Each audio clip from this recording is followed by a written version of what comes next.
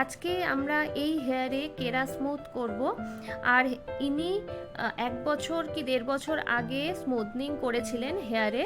তো একটু dry damage তো নিচটা হয়েই গেছে, আর একটু আনম্যানেজেবলও হয়ে গেছে, দেখতেই পাচ্ছ কোনো শাইনও নেই, রাফ হয়ে গেছে। তো এই হেয়ারেই আজকে আমরা কাজ করব।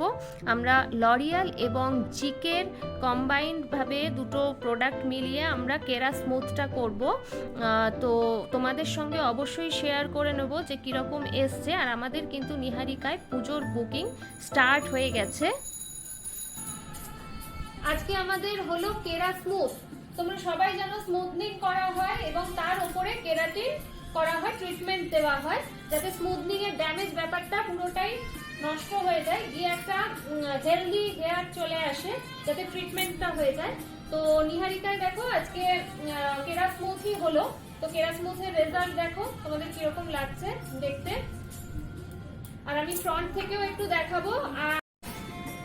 আর ওনাকেও একবার আমি জিজ্ঞেস করব যে আমাদের সার্ভিস, নিহারিকার সার্ভিস কেমন লাগলো, প্লিজ একটু বলো। শিওর, আমার এই সার্ভিস ভীষণ ভীষণ খুব ভালো লেগেছে। মানে আমি রেজাল্টটা দেখতে পাচ্ছি, ভীষণ আমার ভলিউমটাও লাগছে, শাইনিটাও হয়েছে। আমি এর আগেও করেছি, কিন্তু নিহারিকা বলবো ইজ অলওয়েজ বেস্ট। এই জন্য আমি নিহারিকা সবসময় প্রেফার করি। Thank you. ঠিক আছে।